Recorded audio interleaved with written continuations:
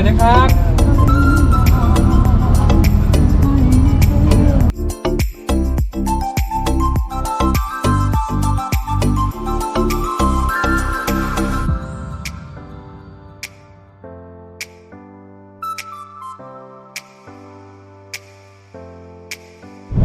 ปลาหมึกมาแล้วครับมาแล้วอุ้ย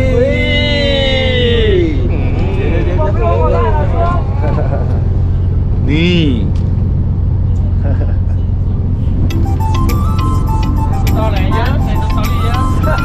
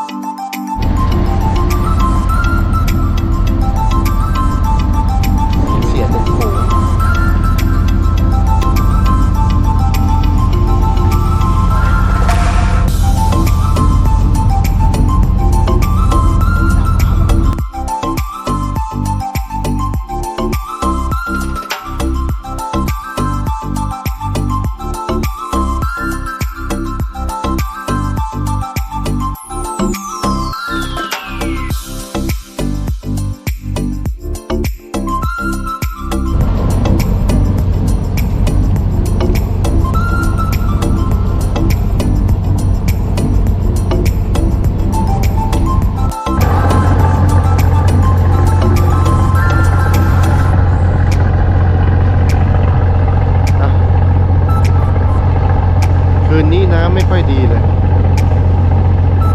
หมึกไม่ค่อยเข้าปลาก็ไม่ค่อยเข้านั้นเนี่ยก็ดึกแล้ววันนี้น่าจะไม่ค่อยเวิร์กแล้วอาจจะต้องนอนกันก่อนแล้วตื่นแล้วก็พรุ่งนี้เช้าค่อยมาลุยกันใหม่ครับรอลุ้นกันดูฮะสองตัวติดเลยฮะได้ เราทั้งคู่อ่ะคู่ไหนวะ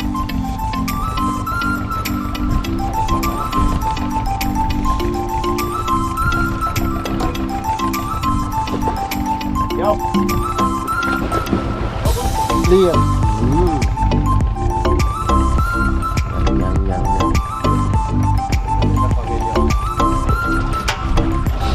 เดี๋ยวไม่โดน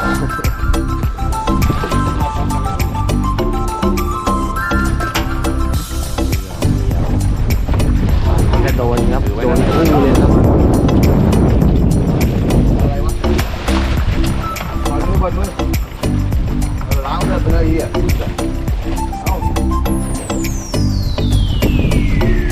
เรียบร้อยเอาไว้ในเรือกันแม่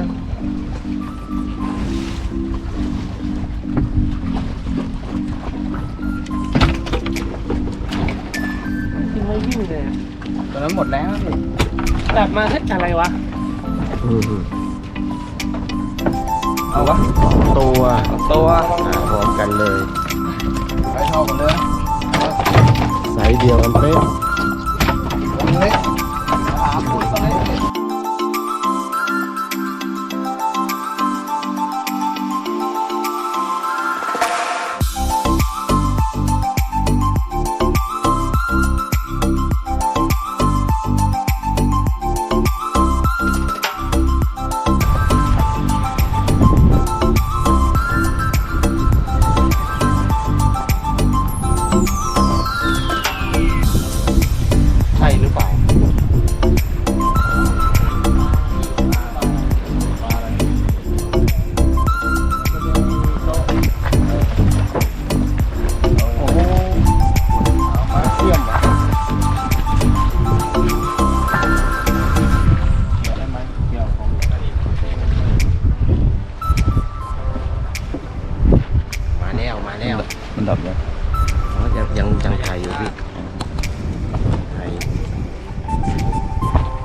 ตัวอย่างใหญ่ ไซโลได้ทอดเห็นยังเห็นปลายังเห็นแล้วครับ กินข้าวตลอดเลยกำลังจะกินข้าวเลย ไปวิ่งเลย มือโจยสายชอบไปตัวใหญ่เฮ้ย ใหญ่เลย ใหญ่อยู่ ใหญ่ตัวใหญ่แบบนี้เลยวะ ตัวเขาตัวเลย เฮ้ยเฮ้ย โอ้ย อุ้ยใส่เป้งเลยใหญ่ใจเย็นครับใจเย็น เราแดกเต็มคอเลย ใหญ่อยู่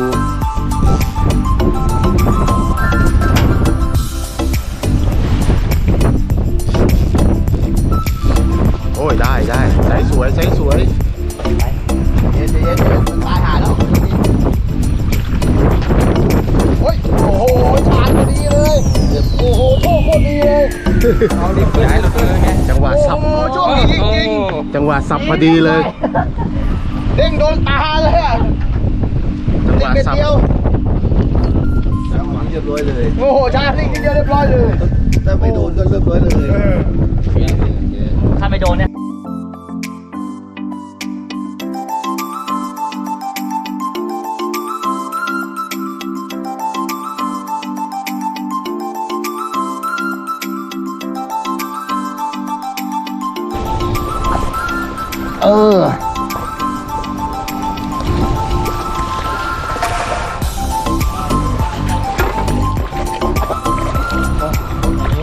ตัวนิดเดียว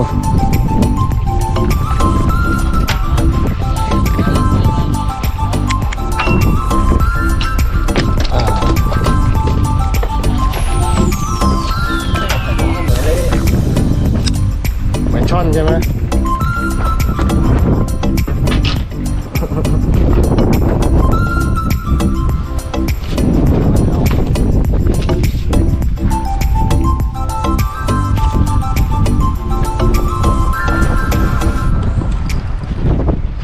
ล็อกสองแล้วนี่ เฮ้ย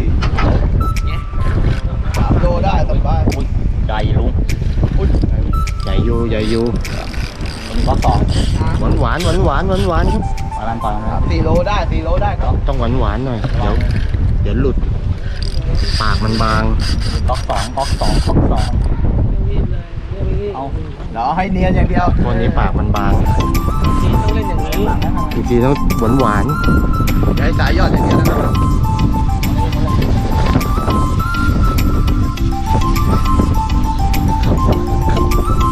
โอ้ยขึ้นหน่อย เดี๋ยวไม่ถึงปลาเลยมึง ใจลงเลยเรียบร้อย 4 โล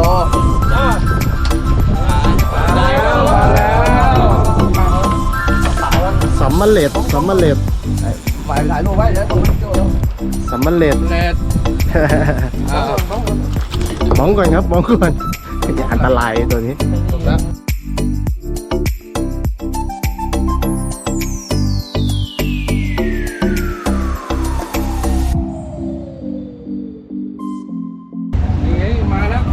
อ๋อไอ้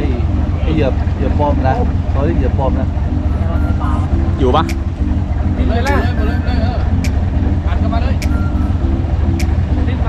มาเลยถูกไหมใช่นะออกมาเลยติดอะไรบ้างเต้ายางเคยเจอ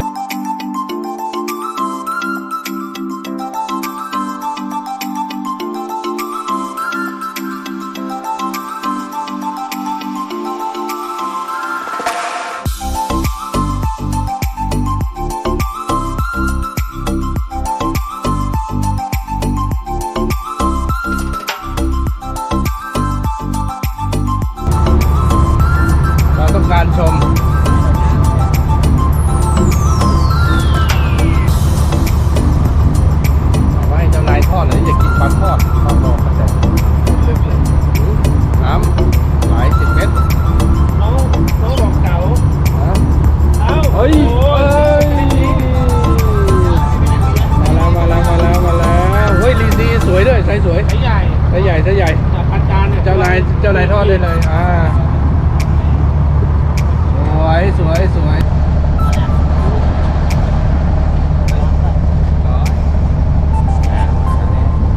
โอ้โห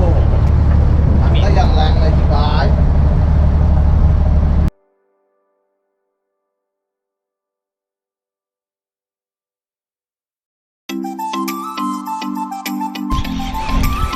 ก็มีไซส์อยู่นะ มีไซส์อยู่นะเนี่ย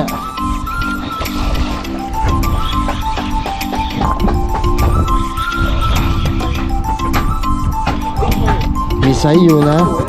มีไซส์อยู่นะเห็นไหม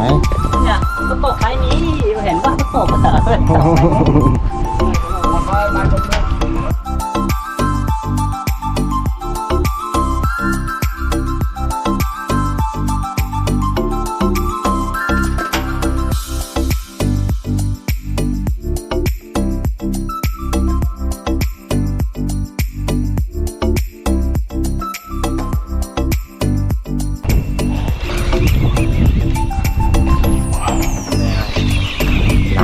น้ำโคตรลึกเลย